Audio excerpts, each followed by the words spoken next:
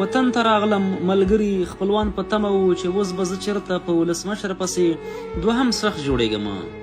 څو ورځې په ډېرو دفترونو وګرځېدم، نتیجه یې ورنه کړه. اخر مجبوره شوم، موټرشي مې جوړه کړه، د خپلوانو د خندا شوم، خو ما د ځان پر ځای خپلې کورنۍ ته ډاډ ورکوو. ډېرې عجیبې ورځې راغلې. موټرشي مې ډېره کمزورې وه، یوه کچه کوټه یې لرله چې په کړکۍ کې مو د ښیښیو پر ځای پلاستیکونه راځړولي وو. د کابل هوا خو در معلومه ده، هره ورځ به مو د باد له لاسه نوي پلاستیکونه ورته راوړل. تربورانو ته زما دې کار سخت خوند ورکوو. پاکې موټرې به یې راوستلې او ما به پرې مینځلې. ما سره څو کسانو نورو هم کار کوو، خو د تربورانو موټرې به مې په ویاړ خپله. د ژمي موسم و، سړو سم خوله لګوله. ما د پلاستیکي کړکۍ د طبیعت ننداره کوله. چې یو مازده موټر مو موټرشي ته راوتاو شو، ګورم چې د کاکا زوی راوستی دی.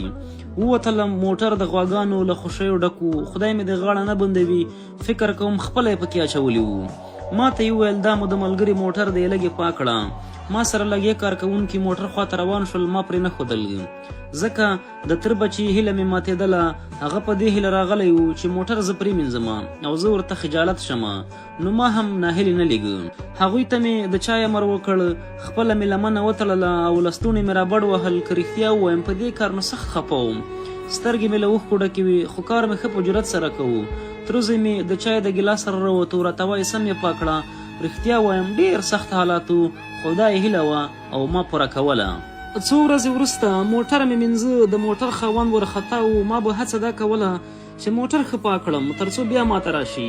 ما ورته کړه چې ولې دومره ورخطا یې؟ ویل یې محصل یم، ازموین لرم. دی نو په اقتصاد پوهنځي کې زده کړې کولې او زه په همدې برخه کې ډاکټر وم. مال په کوم مضمون کې ازموینه لري؟ ویل یې اکاونټینګ کې. ورته ومې ویل هغې کوټې ته لاړ شه، زه درځم. ځوان لاړ، زه هم ورپسې لاړم. مایل پارچې لري، شروع مې وکړه. د شپږو میاشتو درس مې ورته 15 دقیقو کې خلاص کړ. سړی حق پک راته و، وایي هغه موټر تا نه مینځه. د هو لپاره مې ورته سر وخوځو. مال ژوند دی، د خپلو زده کړو په هکله مې ورته وویل. له سړي خپله ازموینه هېره شوه، حق پک و. راپسې ونښته، ویل یې ما سره به پوهنتون ته ځې، زه د رئیس سره کېنوم، رئیس مې ملګری دی تر څو د استادۍ کار دې وشي.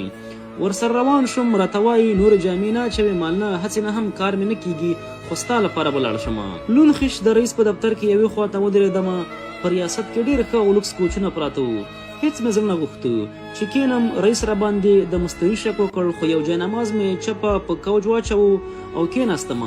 ماسل ورته غریو نیولی وپېژندلم. رئیس خاندان په تمسور زما خواته راوکتل. د ځان خلاصي په خاطر یې وویل ډیمو ته چمتوالی ونیسه، موږ به زنګ درته وکړو. ما زیاته کړه د ډیمو ته چمتو یم. پر رئیس مې دا خبره ښه ونه لګېدله، خو ما تاکید وکړ. دستي ټلیفون واخیست. بلې هغه پاکستانی استاز، هغه پلانکی استاز او هغه بستانکی استاز اتم سمستر ته ولېږئ چې ډیمو لرو. د ریاست نه یو خیرن جامه یو سپرایدار رئیس روان شول. رښتیا یو مارکر یې راکړ. ما ترې د 2 نورو غوښتنه هم وکړه. سړی حق پک و.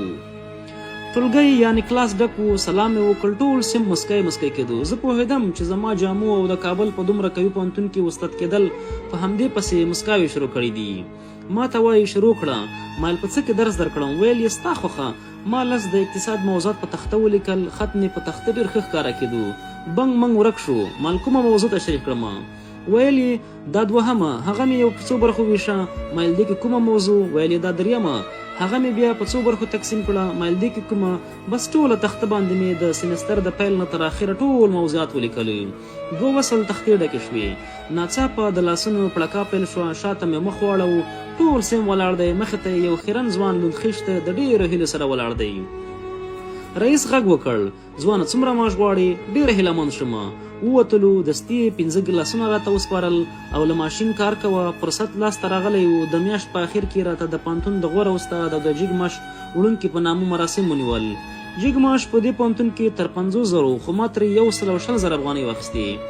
له هغې وروسته په یو امریکایي پوهنتون وزارت مالیه نړیوالو کمپنیانو نړیوالو پوهنتونونو سره دندې ترسره کړي. د موټرشي د قرارداد مې چې کال پوره کېدو ما د نړۍ ډېر هېوادونه لیدلي وو. زه مې تربورانو ته اوس هم ډېره مینه ورکوم، ډېر احترام یې هم کوم، خو هغوی هم پوه شوي. شاته مې بالښت ږدي او اوس مې تخلص سره صیب هم وایي. له رب مې خوشحاله یم. یو وړه خاني ده او جوړه ده. له خبرو عکس ویډیو نه مو مطلب همدا و ژوند ته هیڅکله مه تسلیمیږئ. ژوند اړخونه لري، تل د سبا په غم کې شئ. همدا کافي ده چې ځان ته خجالت نه یاست او فرصتونه مو په ژوند کې حتما راځي. د عبرت په خاطر یې له نورو سره شریک کړئ.